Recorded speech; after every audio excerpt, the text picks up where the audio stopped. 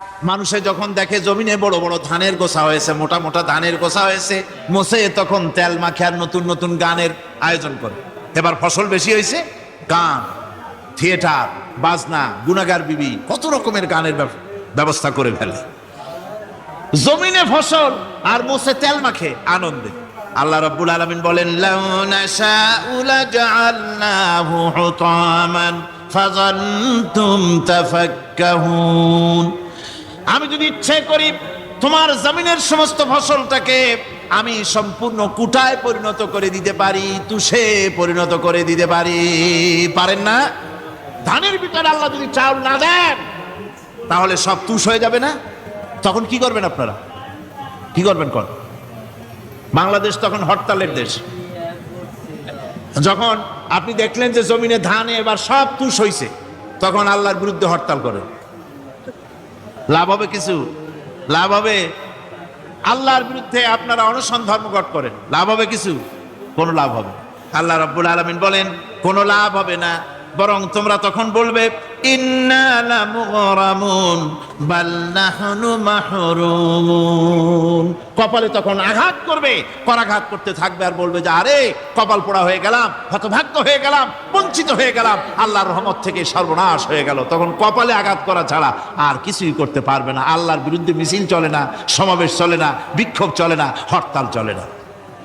মহান আল্লাহ রাব্বুল আলামিন বলছে দেখো এইভাবে করে তোমার ফসলের ব্যবস্থা আমি আল্লাহ করেছি। আমি রহমান, আমি আল্লাহ পাক। কি এমন রহমান? আজ জমিনের ফসল বৃদ্ধির জন্য ইউরিয়া, সুপার সালফেট, সালফার সারের ব্যবস্থা হয়েছে, নানান জাতের সারের ব্যবস্থা হয়েছে। যখন এই সার মানুষ তৈরি করতে শেখে নাই, আবহমান কাল থেকে এই জমিনের জন্য সারের ব্যবস্থা কে করেছেন? জোরে কোন? আল্লাহ পাক বলেন আমিন আয়াতিহি আইয়ুরিকুমুল বারকা খাউফান ওয়া তামাম। আমার অসংখ্য নিদর্শনাবলীর মধ্যে এটাও একটি নিদর্শন যে আকাশে বিদ্যুৎ চমকে মেঘের গর্জন হয়। এই যে বিদ্যুৎ চমকে গর্জন হয়, এর মধ্যে রয়েছে মানুষের জন্য ভীতি এবং আশা। তারা ভয় পায় আর এর মধ্যে আশাও রয়েছে। আশাটা কি? আশা হচ্ছে এই যে বিদ্যুৎ যে বছর যত বেশি চমকায় মেঘে, সে বছর জমিনে ফসল তত বেশি বাড়ে। কৃষিবিদরা বলেছেন বিদ্যুৎ যত বেশি চমকায় জমিনের ফসল তত বেশি বাড়ে। সুবহানাল্লাহি বিহামদিহি। এর একটা সিস্টেম আছে, সেই সিস্টেম অনুযায়ী আল্লাহ জমিনে ফসল বাড়ায় দিলেন। আল্লাহ ফসল দিলেন। এবার আপনার আল্লাহ পাক বলছেন দেখো ফসল দিলাম, ধান হলো, চাউল হলো, মাছ হলো, গোশ হলো, সব হয়ে গেছে, এখন তুমি খাবে। রান্না বান্না হয়ে গেল। রহমত আমার দেখো, আমার রহমতটা দেখো। এ কোরআন শিখাইছেন সেই আল্লাহ রাব্বুল আলামিন যার নাম রহমান। জোরে বলেন তার নাম কি? রহমান। চাউল হয়ে গেছে, চাউল তো শুধু ভর্তা বানায় খাওয়া যাবে না। ভাত হয়েছে, আটা দিয়া রুটি তৈরি হয়েছে, কি দিয়া খাবেন? আল্লাহ রাব্বুল আলামিন আপনার পুকুরের ভিতরে মাছ দিয়া দিলেন, জন্তু জানোয়ার দিলেন, চার পায়া জানোয়ারের গোশত হালাল করে দিলেন, পাখির মাংস আল্লাহ রাব্বুল আলামিন হালাল করে দিলেন। এখন মাছ হলো, গোশ হলো। মাছ আর গোশ সিদ্ধ করে খাওয়া যাবে? জোরে বলেন যাবে? যাবে না। তার গন্ধ নষ্ট করতে হবে আর সুঘ্রাণ সৃষ্টি করতে হবে। এই গন্ধ নষ্ট করে সুঘ্রাণ সৃষ্টি করার জন্য লবঙ্গ তৈরি করলেন কে? কথা কন না কেন? এলাচি কার? দারচিনি কার? লবণ কার? মরিচ কার? হলুদ কার? পেঁয়াজ কার? সুবহানাল্লাহ বিহামদিহি। এত নিয়ামত আল্লাহ রাব্বুল আলামিন বলেন ওয়া ইন তাউদ্দু নি'মাতাল্লাহি লা তুহসুহা। আমার নিয়ামত গণনা করে করে আমার নিয়ামত গুণে শেষ করতে পারবে না, এত নিয়ামত আমি দান করেছি। এরপরে তরি তরকারি হলো, মাছ গোশ খেতে খেতে অস্থির হয়ে যাবে। তারপরে তরি তরকারি দিলাম, শাক সবজি দিলাম, সবকিছু আমি আল্লাহ রাব্বুল আলামিন দিয়েছি। আমার নাম রহমান, তোমার সমস্ত প্রয়োজন আমি দিয়েছি, মিটাই দিয়েছি। এবার তরি তরকারি হলো আর মানুষ তরি তরকারি খাইলো, আল্লাহ শুকর আদায় করলো না।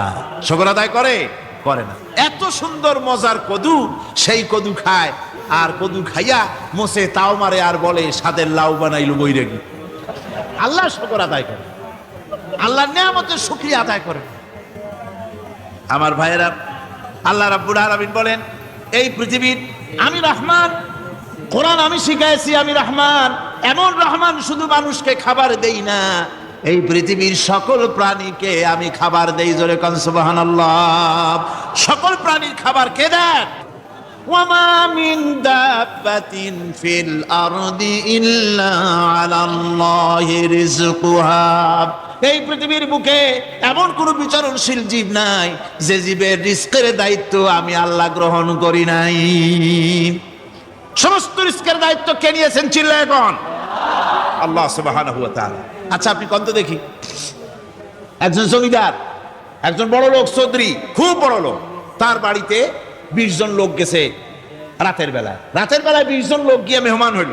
মেহমান হইয়া তারা বলতেছে, সাহেব আমরা তো মেহমান, আমি একজন এক এক রকমের খাবার চাইলো। একজনে বললো আমি হরিণ খাবো, আর একজনে কয় আমি মুরগি খাবো, আর একজনে বললো আমি খরগোশ খাবো, আর একজনে বললো আমি হাতি খাবো, আর একজনে বললো আমি ছাগল খাবো। 20 জন মানুষে 20 রকমের খাবার চাইলো। একজনে কয় বোয়াল মাছ খাবো, আর একজনে কয় রুই মাছ খাবো। 20 জনে 20 রকমের খাবার দাবি করলো। বলেন জমিদার তো বাড়ির দ্বারে, জমিদারের বাপ, সেও কি পারবে 20 জনকে 20 রকমের খাবার পরিবেশন করতে? কোনো প্রস্তুতি ছাড়া পারবে? পারবে।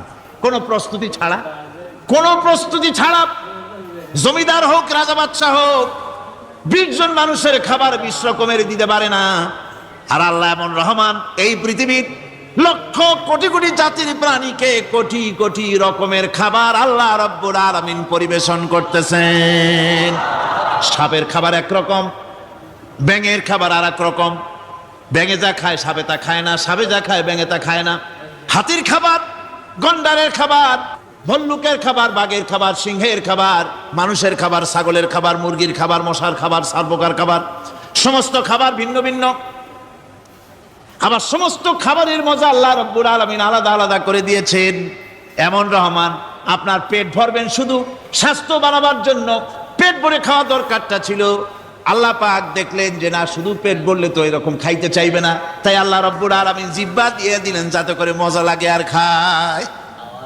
সব রকমের মজা, এক এক গোশতে, এক এক মাছে, এক এক তরকারিতে এক এক রকম মজা না, সব রকম মজা, সব একরকম মজা, ভিন্ন ভিন্ন রকমের মজা। আল্লাহ পাক বলেন আমি রহমান, দেখো আমি কিভাবে খাওয়াই। ওয়া কাইয়্যিম মিন দাব্বাতিন লা তাহমিলু রিজকুহা আল্লাহু ইয়ারযুকুহা ওয়া ইয়্যাকুম। এই পৃথিবীতে এমন অনেক বিচরণশীল জীব আছে যে প্রাণীরা নিজের জন্য কোনো সঞ্চয় করে না, সঞ্চয় করে শুধুমাত্র পৃথিবীর মানুষ। আর পিঁপড়ায় কিছু সঞ্চয় করে। অন্যান্য বহু প্রাণী আছে যাদের কোনো সঞ্চয় নাই। কি বলেন, পাতিশিয়ালের কোনো ব্যাংকে অ্যাকাউন্ট আছে নাকি? না। শীতের মৌসুমে পাতিশিয়াল আসা ব্যাংকের ম্যানেজারকে বলে না যে কয়েকটা মুরগি আনছি, আমার নামে একটা অ্যাকাউন্ট ওপেন করো, বৃষ্টির সময় আমি যেন ওগুলো উঠাইয়া পাইকারি দরে খাইতে পারি। ওর কোনো খাবার নাই, সঞ্চয় নাই। এ ধরনের পাখির সঞ্চয় নাই, পশুর সঞ্চয় নাই। মহান আল্লাহ রাব্বুল আলামিন তিনি বলছেন, সকাল বেলায় পাখি তার বাসা দিয়া ক্ষুধার্ত পেট নিয়ে পাখিগুলি উড়ে চলে যায়। সাপ তার গর্ত থেকে বের হয় খালি পেটে, পাতি শৃগাল খালি পেট নিয়ে গর্ত থেকে বেরিয়ে যায়। তিমির মতো অত বড় প্রকাণ্ড প্রাণী, হাতির মতো প্রকাণ্ড প্রাণী, গরিলা, শিম্পাঞ্জি, ওরাংওটাং, পিঁপড়া থেকে শুরু করে নিয়ে প্রকাণ্ড তিমি পর্যন্ত সমস্ত প্রাণীগুলি সকালবেলায় খালি পেটে বেরিয়ে যায়। সারাদিন ঘোরাঘুরির পর আল্লাহ সুবহানাহু ওয়া তাআলা বলেন, সন্ধ্যাবেলায় সমস্ত প্রাণীর পেটগুলি ভরে আমি আল্লাহ তাদের বাসায় ফিরাইয়া দেই। আমি রহমান, এভাবে করে আমি আল্লাহ রাব্বুল আলামিন খাবারের বন্দোবস্ত করি, পড়ার বন্দোবস্ত করি, থাকার ব্যবস্থা করি। ইয়া আইয়ুহান নাসু যুকুরু নি'মাতাল্লাহি আলাইকুম হাল মিন খালিকিন গায়রুল্লাহ ইয়ারযুকুকুম মিনাস সামাই ওয়াল আরদ। ও পৃথিবীর মানুষেরা, ওই আল্লাহর স্মরণ করো, আল্লাহর নিয়ামতের শুকরিয়া আদায় করো যে আল্লাহ তোমাকে আকাশ থেকে, জমিন থেকে রিজিক দেন। ওই আল্লাহ ছাড়া আছে কি কেউ যে তোমাকে আকাশ থেকে রিজিক দেয়, জমিন থেকে রিজিক দেয়? লা ইলাহা ইল্লা হুয়া ফাআন্না তুফাকুন। ওই আল্লাহ ছাড়া কোনো ইলাহা নাই, কেন তোমরা বিভ্রান্ত হও? সেই আল্লাহর দিকে ফিরে আসো। আল্লাহ বলছেন, এভাবে আমি সমস্ত পৃথিবীর মানুষের রুজি রুটির বন্দোবস্ত করি, সমস্ত প্রাণীর রুজি রুটি ব্যবস্থা করি। আমি সেই রহমান। সুবহানাল্লাহ বিহামদিহি। ওয়া ইলাহুকুম ইলাহু ওয়াহিদ লা ইলাহা ইল্লা হুয়ার রাহমানুর রহিম। এই হচ্ছেন তোমাদের আল্লাহ। সুবহানাল্লাহ। আল্লাহ বলছেন, ওয়া ইলাহুকুম ইলাহু ওয়াহিদ, তিনি হচ্ছেন এক আল্লাহ, এক ইলাহ, যিনি ছাড়া কোনো ইলাহ নাই। তিনি হচ্ছেন রহমান। তিনি কি? রহমান। তিনি হচ্ছেন রহিম। তিনি তোমাদের সব কিছুর ব্যবস্থা করে দিয়ে থাকেন, কোনো জিনিস তোমাদেরকে বঞ্চিত করেন না। এই রহমান এমন রহমান যিনি তোমাদের সমস্ত নিয়ামত পূর্ণ করেন। আর রহমান এমন রহমান যে শুধু আপন আপন লোক দেখে তালাশ করে করে দেয় না, সকলকে দেয়। যারা নামাজ পড়ে তাদের দালান কোটা বেশি হয়, যারা তাহাজ্জুদ পড়ে তাদের ব্যাংকে টাকার অভাব নাই, যারা হজ করে যাকাত দেয় তারা টাকার জ্বালায়, পয়সা কড়ির জ্বালায় অস্থির। এরকম নাকি? না, বরং নামাজ রোজা হজ যাকাত যারা করে বেশি খাঁটি মুসলমান, তাদের অভাব অভিযোগ আরো বেশি। যাদের কাছে নামাজ নাই, রোজা নাই, আল্লাহ পরকালের চিন্তা নাই, তাদের টাকা পয়সা, সোনা দানা, জায়গা জমিন, সৌন্দর্য, সুখ আর আরো অনেক বেশি। বরং এদের কম। আপন লোকের চাইতে শত্রুকে বরং আল্লাহ পাক বেশি দেন।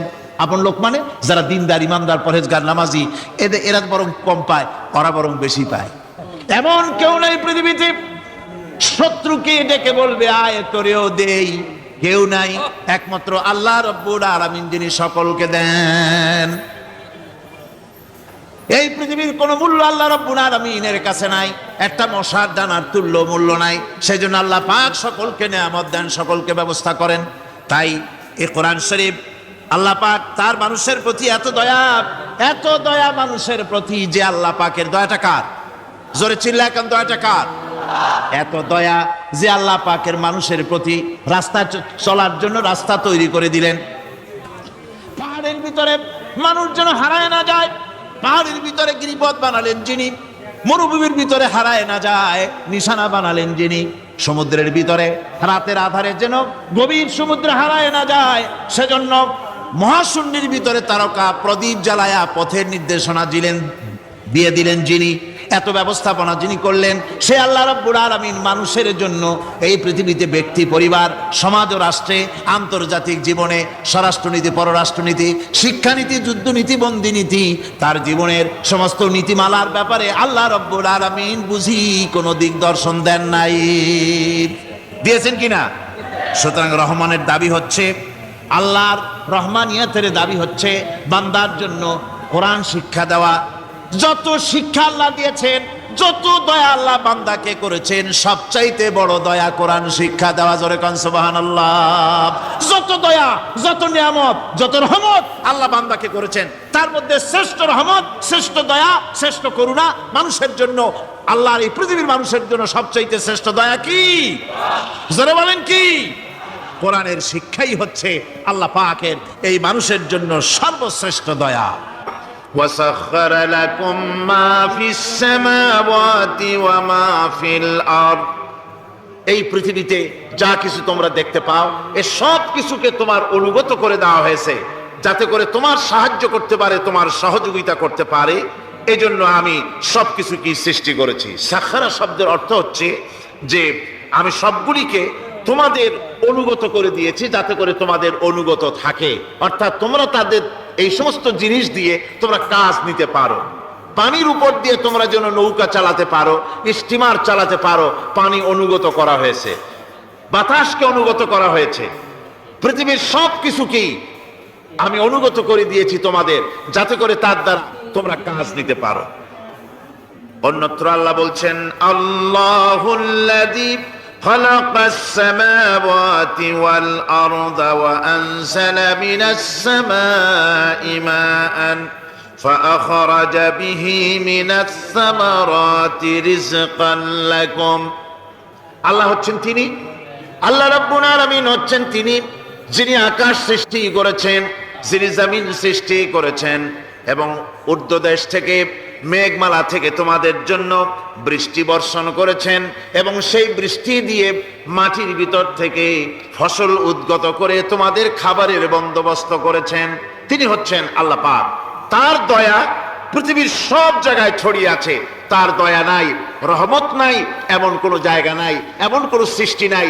মানুষের জন্য যা কিছু প্রয়োজন তিনি তার দয়া দিয়ে, রহমত দিয়ে তিনি তার সৃষ্টি করে দিয়েছেন।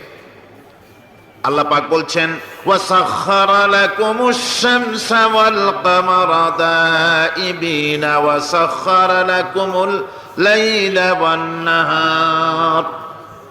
যিনি চন্দ্র ও সূর্যকে সৃষ্টি করেছেন এবং এগুলিকে নিয়ন্ত্রিত করেছেন, চাঁদ সূর্যকে সৃষ্টি করে নিয়ন্ত্রিত করে দিয়েছেন, তোমাদের সমস্ত প্রয়োজন তিনি মিটিয়ে দিয়েছেন। দেখুন, চাঁদ এবং সূর্যকে আল্লাহ পাক সৃষ্টি করেছেন এবং একটা রহমত, একটা কুদরত সেই চাঁদ সূর্যের মধ্যে দান করেছেন। সূর্য যেখানে আছে, এটা যদি আল্লাহর দয়া না থাকতো, শুধু তাপ দেওয়ার জন্য সৃষ্টি করতেন আর মানুষের কল্যাণের দিকটা যদি চিন্তা না করতেন, তাহলে সমস্যা হয়ে যেত। সূর্য যেখানে আছে, বিজ্ঞানীরা বলেছেন তার থেকে যদি কিছু নিচে নেমে আসতো, তাহলে গোটা পৃথিবী জ্বলে পুড়ে ভস্ম হয়ে যেত। আর যেখানে আছে তার থেকে সূর্য যদি কিছু উপরে উঠে যেত, তাহলে গোটা পৃথিবী হিম শীতল হয়ে, পৃথিবী ফ্রিজ হয়ে যেত, মানুষ প্রাণী জগৎ মরে সব শেষ হয়ে যেত। চাঁদ যেখানে আছে, এই চাঁদ তার জায়গা থেকে কিছু উপরে যদি উঠতো, তাহলে পৃথিবী মরুভূমি হয়ে যেত। আর যেখানে আছে তার থেকে কিছু নিচে যদি আসতো, তাহলে গোটা পৃথিবী পানি, সমুদ্রের পানি, নদীর পানিগুলি প্লাবিত হয়ে, ওভারফ্লো হয়ে, উচ্ছ্বসিত হয়ে গোটা পৃথিবীকে প্লাবিত করে দিত, ডুবাই দিত, সব শেষ হয়ে যেত। তাহলে আমরা দেখতে পাচ্ছি শুধু সৃষ্টি নয়, সৃষ্টিও করেছেন এবং প্রত্যেকটি সৃষ্টির পেছনে তার দয়া কাজ করেছে, তার কুদরত কাজ করেছে, যাতে করে মানুষের জন্য সুবিধা হয়, মানুষের জন্য উপকার হয়। অন্য আয়াতে আল্লাহ পাক বলেন, ওয়াতাকুম মিন কুল্লি সাআলতুমুহু ওয়া ইন তাউদ্দু নি'মাতাল্লাহি লা তুহসুহা। আল্লাহ পাক বলেন, তিনি তোমাদের প্রতি এত দয়াবান, আল্লাহ তোমাদের প্রতি এত দয়া রাখেন, এত মেহেরবানি করেন যে তোমাদের সমস্ত চাহিদা তিনি পূরণ করেছেন। তোমাদের জীবনে যা দরকার সব তিনি পূরণ করেছেন। মানুষ সমস্ত নিয়ামতকে, নিয়ামতের শুকর আদায় করে না, নিয়ামত বোঝেও না মানুষ। ওই যে একটু আগে হযরত পীর সাহেব কেবল আপনাদের সামনে বলেছেন, মানুষ পশুর মতো, উলাইকা কাল আনাম, চোখ আছে, চোখ দিয়া সব দেখে, কিন্তু আল্লাহর নিয়ামত গুলি দেখে উপলব্ধি করার ক্ষমতা নাই। খায় জনমের খাওয়া, কিন্তু খাওয়ার পরে কার খানা খাইলো, কার দেওয়া খানা খেলো, এরপরে এতটুকুন শুকরিয়াও আদায় করে না। তো চোখ থাকতে দেখে না, অন্তর থাকতে চিন্তা করে না, কান থাকতে হক শোনে না। আল্লাহ পাক বলেছেন, উলাইকা কাল আনাম, এরা হলো জানোয়ারের মতো। কিসের মতো বলুন? আল্লাহ বলেন না বালহুম আদাল, শুধু জানোয়ারের মতো না, বরং জানোয়ারের চাইতেও নিকৃষ্ট। জোরে কোন নাউজুবিল্লাহ। যাদের চোখ থাকতে দেখলো না, কান থাকতে শুনলো না, অন্তঃকরণ থাকতে বিবেচনা করলো না, এরা চতুষ্পদ জানোয়ারের মতো। আল্লাহ পাক বলছেন, আর রহমান আল্লামাল কোরআন, এ কোরআন শিক্ষা দিয়েছেন রহমান, যিনি দয়ার সাগর, যিনি মানুষের সব প্রয়োজন মিটিয়েছেন। কোরআনের মতো একটা বড় প্রয়োজন তিনি মিটাবেন না, তা কি হতে পারে? জোরে কোন হতে পারে? মানুষ সৃষ্টি করলেন, অথচ মানুষের চলার পথ দিলেন না। মানুষ সৃষ্টি করলেন, মানুষ কোন পথে চলবে, কি করলে আল্লাহ রাজি হবেন, কি করলে বেহেশতে যাব, কি করলে শান্তিতে থাকবো দুনিয়ায়, এর কোনো পরিকল্পনা তিনি দিলেন না। তিনি শুধু বললেন, নামাজ পড়ো, রোজা রাখো, আর তা যদি না করো কিয়ামতে জাহান্নামে যাবা। আল্লাহ কি এইভাবে জালিম? আল্লাহ এরকম জালিম?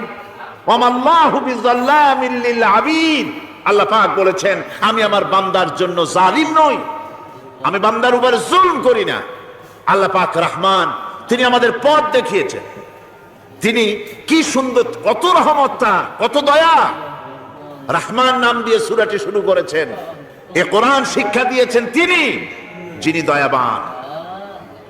আল্লাহ রাব্বুল আলামিন বলেন, আল্লাযী জাআলা লাকুমুল আরদা মাহাদান ওয়া জাআলা লাকুম ফীহা সুবুলান লাআল্লাকুম তাহতাদুন।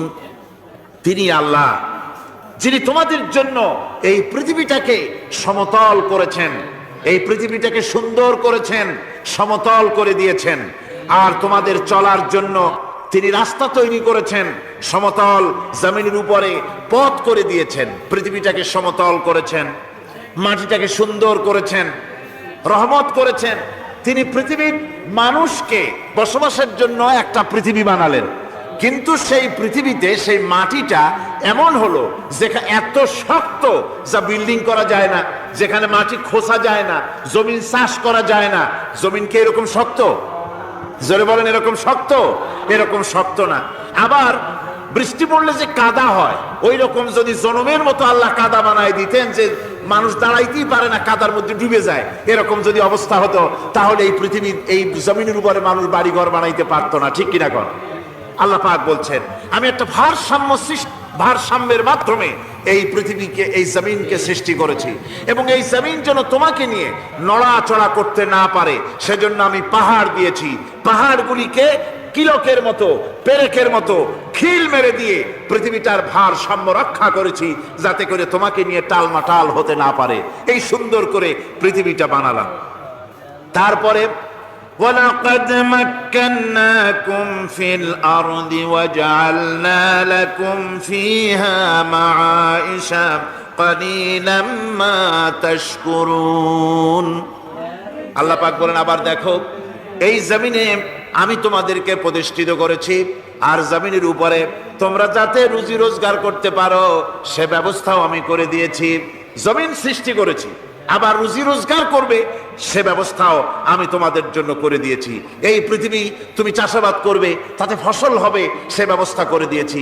বাড়িঘর বানাবে সে ব্যবস্থা করে দিয়েছি।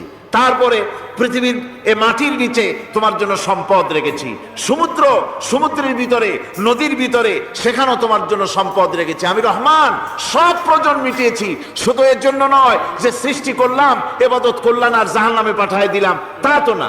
তোমাকে আমি সৃষ্টি করেছি, তোমার প্রয়োজন, যত প্রয়োজন তোমার ছিল জীবনে, সমস্ত প্রয়োজনগুলি আমি মিটিয়েছি।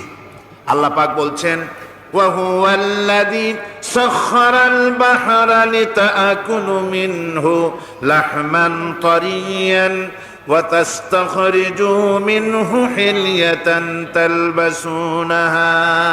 আল্লাহ পাক বলেন, এই সমুদ্রকে আমি আল্লাহ তোমার নিয়ন্ত্রিত, তোমার নিয়ন্ত্রণাধীন করে দিয়েছি সমুদ্রকে, আর তার ভিতরে তাজা মাংস, তাজা গোশত তোমার জন্য রেখেছি, খাবার রেখেছি। আবার তুমি পরিধান করতে পারো এমন জিনিসও, ব্যবহারের জিনিস সমুদ্রের মধ্যে রেখে দিয়েছি। তার মানে হলো সমুদ্রের ভেতরে, তার ভিতরে মাছ রয়েছে, টাটকা মাছ আছে, মণিমুক্তা আছে। স্থলভাগে পৃথিবীর মাটির উপরে যত জিনিস আছে, যত নিয়ামত আছে, সমুদ্রের তলদেশে তার কোনো অংশে কম নাই, বরং তার থেকে আরো বেশি আছে। মাটির উপরে যত নিয়ামত আছে, সম্পদ আছে, মাটির তলায় তার থেকে কোনো অংশে কম নাই, অনেক নিয়ামত মাটির তলায় আছে। খনিজ দ্রব্যগুলি মাটির তলায় থাকে। সমুদ্রের তলদেশে অসংখ্য নিয়ামত আল্লাহ রাব্বুল আলামিন রেখেছেন। বলছেন, আমি হচ্ছে রহমান, আমার দয়ায় ভরা, আমি তোমার সমস্ত প্রয়োজন আমি আমার দয়া দিয়ে আমি মিটিয়েছি। দরুদ শরীফ পড়েন, সালাতুনিয়া রাসূলুল্লাহ আলাইকুম সালামুনিয়া।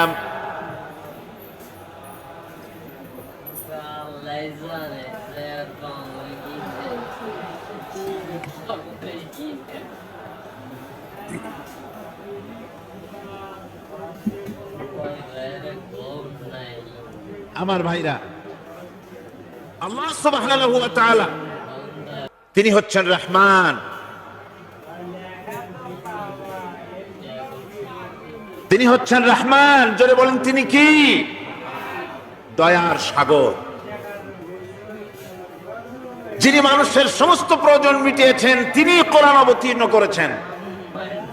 আমি আল্লাহর দয়ার কথা, রহমান শব্দের ব্যাখ্যা আপনাদের সামনে করে সামনে এগোচ্ছি। মাঝখানে যারা হাঁটেন, এর আগেও আপনাদেরকে বহুবার বলা হয়েছে, কোরআনে কারীমের তাফসীরের মাহফিল, মাঝখান থেকে হাঁটা চলা কিন্তু বেয়াদবি। জোরে বলেন, এটা কি?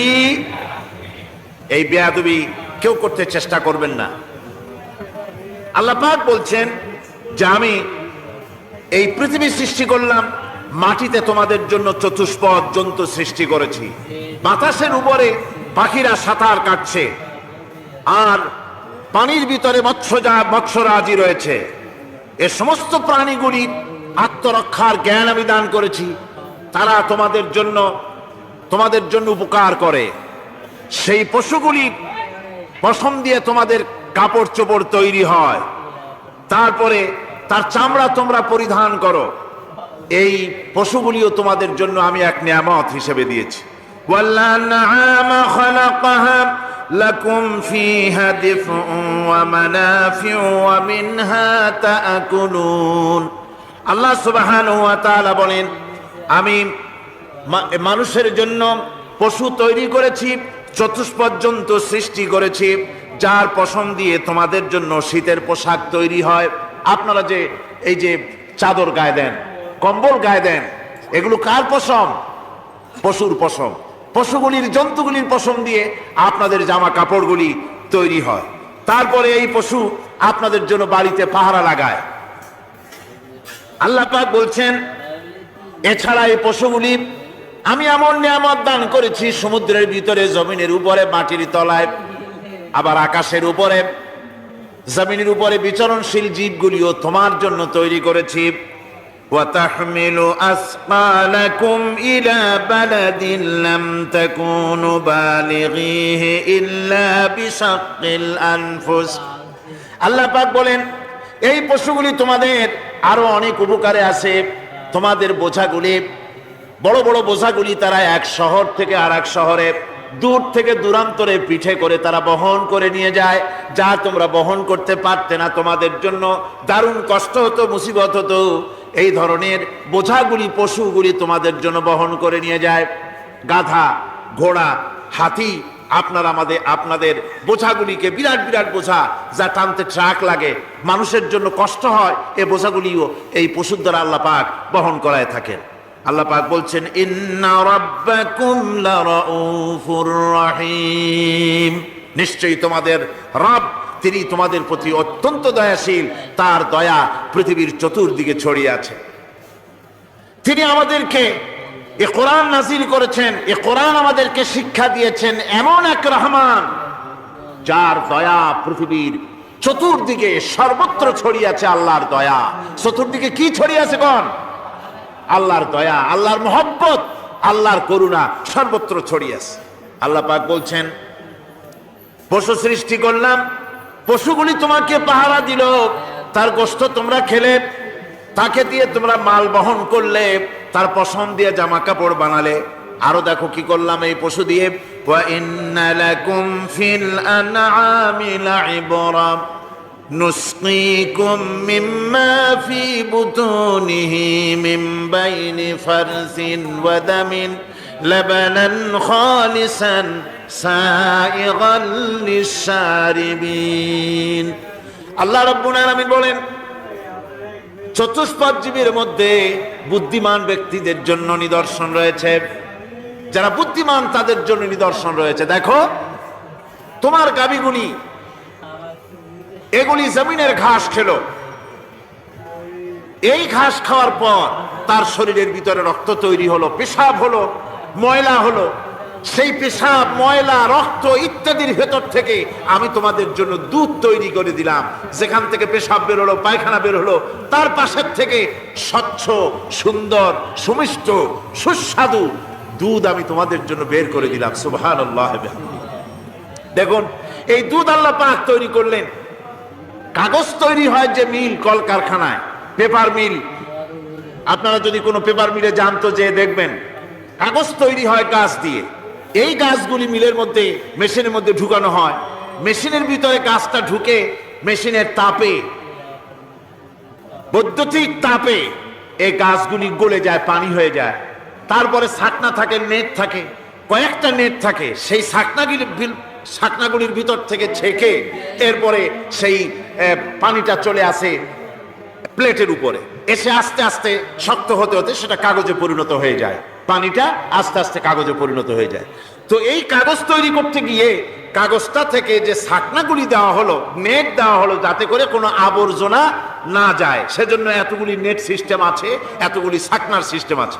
কিন্তু তারপরেও এত সাবধানতা সত্ত্বেও আমরা দেখি কাগজে লিখতে গেলে কাগজের মধ্যে নিপের সাথে অ্যাক্সিডেন্ট হয়ে যায়, এ ধরনের আবর্জনা কাগজের মধ্যে দুই একটা থেকে যায়, অনেক কাগজের মধ্যে এরকম পাওয়া যায়, যায় কিনা ভাই? এবার আপনি দেখেন, কাগজ তৈরি করার জন্য মিল কলকারখানার ভিতরে, পেপার মিলে এতগুলো নেটের ব্যবস্থা থাকে, ছাকনার ব্যবস্থা থাকে, তারপরেও আবর্জনা কিছু কাগজের মধ্যে চলে আসে, দুই একটা থেকে যায়। কিন্তু ঘাস খেলো, কুটা খেলো, খড় খেলো, ভুসি খেলো, তুষি খেলো, গাবিতে খেলো, খাওয়ার পরে আল্লাহ রব্বুল আলামিন এ দিয়ে দুধ বানালেন, এ দিয়ে পায়খানা হলো, পেশাব হলো, রক্ত হলো। দুধ যখন দহন করলেন, দুধ দহন করার সময় একটা ঘাসের কণাও কি তার মধ্যে পেয়েছেন? পাওয়া গেছে? যায় নাই। অথচ দুধ থাকে যে বাটের মধ্যে, ওটা কি বলেন? ওলান বলে নাকি? যে ওলানের ভিতরে দুধ থাকে, ওইটা কাটে দেখেন, জবাও করে, গরু জবাও করে ওলানটা কাটে দেখেন, ওর ভিতরে কোনো নেট আছে, কোনো জাল আছে, কোনো ছাকনার ব্যবস্থা আছে? কিচ্ছু নাই। সুবহানাল্লাহ কইতে ইচ্ছে করে না ভাইরা? আল্লাহ রাব্বুল আলামিন বলেন, এইভাবে করে পশুর ভিতরে তোমার জন্য কত, এক পশুতে কত উপকার করলাম, গোশত খাওয়ালাম, চামড়া দিয়া জামা বানায় দিলাম। প্রচন্ড শীত পড়ে যেখানে, কানাডায়, ইউরোপে, আমেরিকায় প্রচন্ড শীত পড়ে কোন কোন এলাকায়। দক্ষিণ আমেরিকায় কানাডার একটা এলাকা আছে যেখানে এবার আমি সফর করে এসেছি। 12 মাস বরফ পড়ে সেখানে, বরফ আর বরফ ছাড়া কিছু নাই, সমস্ত রাস্তাঘাট সব বরফ আর বরফ। সেখানে এই প্রচন্ড শীতের ভিতরে মানুষ কিভাবে থাকবে? সুতা দিয়া তৈরি করা কাপড়ে শীত কিছুতেই মানতে পারে না। আমি তো গেছি এমন এক জায়গায়, কানাডা এবং আমেরিকা যেখানে ছিলাম, সেখানে শীত ছিল -11 টেম্পারেচার, -11। এখন বোঝেন যে ঠান্ডাটা কি পরিমাণ। মুখের থেকে থুতু ফেললে আপনি চেহারা ফিরাতে পারবেন না, এর মধ্যে আপনার থুতু বরফ হয়ে যাচ্ছে। এই রকমের প্রচন্ড ঠান্ডায় সব রকমের কাপড় চোপড় যা ছিল এগুলো সব কিনে গায়ে দিয়ে আমি 1-3 হয়ে গেছি ফুলিয়া। তারপরেও আমার মনে হচ্ছে ঠান্ডা আমার হাত দিয়ে স্পর্শ করতেছে। তাহলে বরফের দেশ যেটা, এস্কিমোরা যেখানে বাস করে, সেই মানুষগুলির অবস্থা কি? ওই এস্কিমোরা যেখানে বাস করবে, 12 মাস যেখানে বরফ পড়বে, ওই জায়গার মানুষগুলো কি করে, কি গায়ে দিয়া বাঁচবে? এ পরিকল্পনা, এই চিন্তা দুনিয়ায় কেউ করে নাই, রহমান করেছেন। আল্লাহ রাব্বুল আলামিন পশু তৈরি করেছেন, পশুর গায়ে পশম দিয়েছেন, চামড়া দিয়েছেন। সেই জায়গার মানুষগুলি চামড়া দিয়া জামা তৈরি করে গায়ে লাগায়, শীত ঢোকে না। সুবহানাল্লাহ। চামড়া দিয়ে জামা তৈরি হচ্ছে, কাপড় চোপড় তৈরি হচ্ছে। আল্লাহ বলেন, এভাবে করে কত কিছু হলো। চামড়া দিয়া জামা বানাইলা, পশম দিয়ে শাল তৈরি করলে, কম্বল তৈরি করলে, গোশতগুলো পাইকারি দরে খাইলে জম্মের খাওয়া। তারপরে হাড্ডিগুলি দিয়ে সার তৈরি করলে। এই পশু তোমাকে পাহারা দিল বাড়িতে, কুত্তায় সারা রাত পাহারা দেয় তোমার বাড়িতে। কুত্তা আবার পুলিশেও চাকরি করে। ইংল্যান্ডে, লন্ডনে দেখেছি আপনার, সেখানে কুকুর, ওকে ট্রেনিং দেওয়া হয়, কুকুর পুলিশে চাকরি করে। কোন কোন পুলিশ আছে হাবিলদার, সাব ইন্সপেক্টর, তবে কুত্তা জানে না যে সাব ইন্সপেক্টর কিনা আসে। বিভিন্ন বিভাগ তাকে দেওয়া হয়েছে এবং তারা এত নির্ভরযোগ্য, শুধুমাত্র চোরের ছবি আর তার ব্যবহৃত জামা কাপড় একটুখানি নাকে শুকায় দেবে কুত্তাকে, পুলিশ আর যাওয়া লাগবে না। এই কুত্তা পুলিশই যথেষ্ট। খুঁজা চোর যদি একবার তার নজরে এসে যায়, আর ছাড়াছাড়ি নাই, তাকে হাজির করবে, পুলিশের সামনে এনে হাজির করবে। তো এই কুকুর বাড়িতে পাহারা দিচ্ছে আপনার জন্য, তারপরে পুলিশের দায়িত্ব পালন করতেছে। মানুষ মরে গেলে কোথায় মরেছে সেগুলি সন্ধান করে নিয়ে আসতেছে, মাইন কোথায় পোতা আছে তা খুঁজে নিয়ে আসতেছে। কত উপকার আল্লাহ পাক করছেন। আল্লাহ পাক বলছেন, দেখো বান্দা, তোমার জন্য এই ধরনের অসংখ্য নিয়ামত আমি দান করেছি। আর এই নিয়ামতগুলি কার থেকে আসছে? ওয়ামা বিকুম মিন নি'মাতিন ফামিনাল্লাহ। যত নিয়ামত বান্দা তোমার জন্য তুমি পেয়েছো, সমস্ত নিয়ামত আমি আল্লাহ রাব্বুল আলামিনের পক্ষ থেকে এসেছে। সব নিয়ামত কে দিয়েছেন? জোরে বলেন, কে দিলেন? আল্লাহ পাক দিলেন। আল্লাহ পাক বলেন এইভাবে করে আমি আমার নিয়ামত দিয়ে রহমত দিয়ে তোমাকে আমি সৃষ্টি করেছি, তোমাকে লালন পালন করতেছি। একটি মানুষ যতই সংকীর্ণ এবং অসভ্য জীবন যাপন করুক না কেন, সে পৃথিবীতে যেখানে বসবাস করে সেখানে বসে সে অন্তত তার চতুর্দিকে কত নিয়ামত সে লাভ করতেছে তা সে চিন্তা না করে পারে না। সে যদি চিন্তা করে তাহলে অবশ্যই এগুলি তার জ্ঞানের মধ্যে আসবে। একজন কৃষক, সে নির্জন একটা কুটিরে বাস করে, সে আল্লাহর সৃষ্টি নৈপুণ্যতা বুঝুক আর না বুঝুক, আকাশ কেন সৃষ্টি হলো, জমিন কেন সৃষ্টি হলো, এই কথা যদি জিজ্ঞাসা করা হয় কৃষককে, সে তো ভালো করে তা বুঝবে না।